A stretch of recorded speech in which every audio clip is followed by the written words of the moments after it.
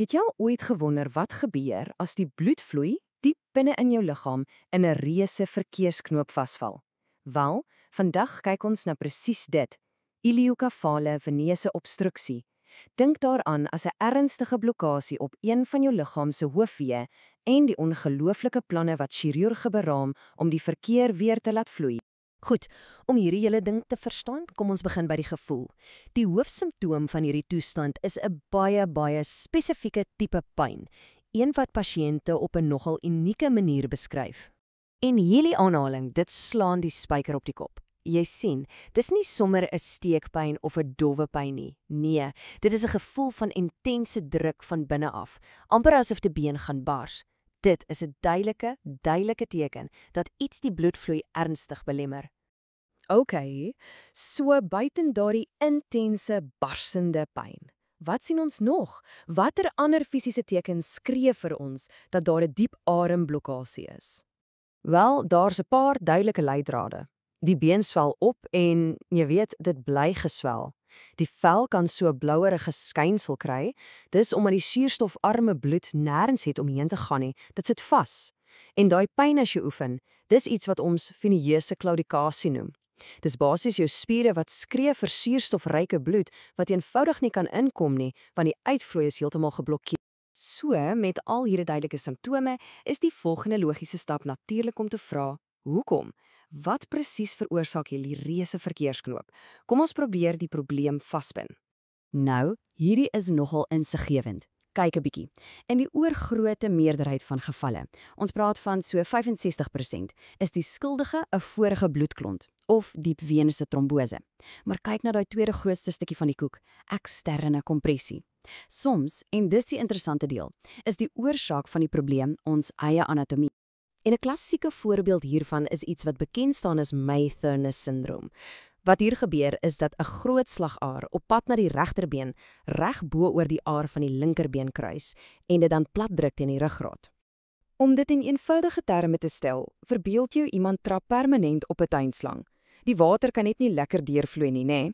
Dis presies wat hier binne die liggaam gebeur en dit veroorsaak 'n massiewe opbou van druk in daardie linkerbeen se aar. Hierdie analogie verduidelik die meganiese aard van die probleem eintlik perfek. So, wat gebeur as die minder ingrypende behandelings net nie werk nie?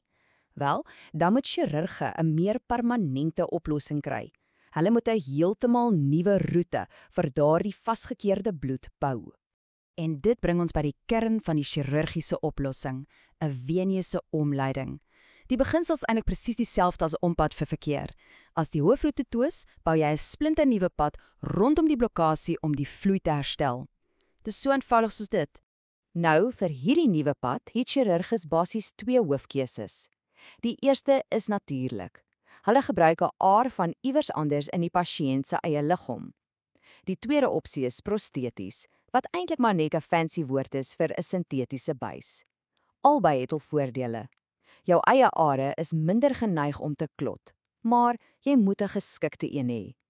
Sintetiese buis is altyd beskikbaar, maar die risiko vir klonte is net 'n bietjie hoër.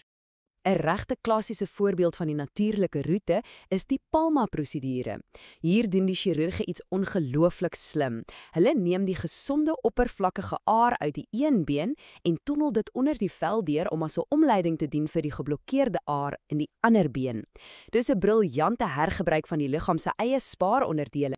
Maar kyk, om 'n nuwe pad te bou is een ding.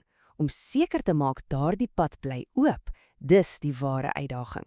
En dis hier waar die absolute genialiteit van hierdie tipe chirurgie na vore kom. So, hoekom is dit so moeilik? Wel, die deurslaggewende punt is dat die venose stelsel 'n laadruk, stadig vloeiende omgewing is.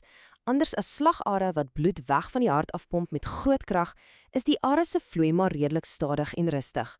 En hierdie stadige vloei maak enige nuwe oorplanting vir alle sintetiese een baie vatbaar vir klotting.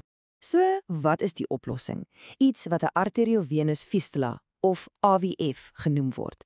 Dis 'n doelbewuste klein verbinding wat die chirurg maak tussen 'n nabygeleë slagaar, onthou, dis waar die hoë drukvloei is, en die nuwe laadrukaar oorplanting. Dit klink dalk teenintuïtief, maar is eintlik 'n briljante stukkie hidrouliese ingenieurswese. Hier is hoe dit werk in 3 stappe. Eerstens, die probleem, stadige vloei. Tweedens, die idee, ons lei 'n bietjie van die hoëspoedverkeer van die arteriële snelweg af. Derdens, die resultaat. Hierdie hoë drukstraal kragspoel die nuwe oorplanting konstant. Dit verhoog die vloei en verminder die kans op klotting dramaties. En moenie bekommerd wees nie, hierdie tydelike verbinding word gewoonlik na 'n paar weke of maande verwyder, sodra alles mooi gestabiliseer het. Op die ou end is die doel van hierdie ongelooflik komplekse prosedures eintlik baie eenvoudig, om 'n pasiënt se lewenskwaliteit terug te gee. So, die groot vraag is, hoe suksesvol is hierdie operasies nou eintlik? Hierdie enkele syfer is nogal treffend. In een groot studie van die Palma-prosedure het 'n verstommende 89% van pasiënte beduidende kliniese verbetering ervaar. En dit beteken nie net goeie nuus op 'n skanning nie. Dit beteken minder pyn, minder swelling en 'n terugkeer na 'n meer normale, aktiewe lewe. En as ons na die langtermyn kyk, is die resultate steeds baie indrukwekkend. Na 5 jaar bly ongeveer 75% van daardie natuurlike palme-oorplantings oop. En wat nogal interessant is, die sintetiese oorplantings, juist danksy tegnieke soos daai AV Fistel, het selfs 'n effens hoër oopkoers van 86%. So albei metodes is duidelik uiters effektief. En dit, dink ek, is die sleutel-wegneempunt hier.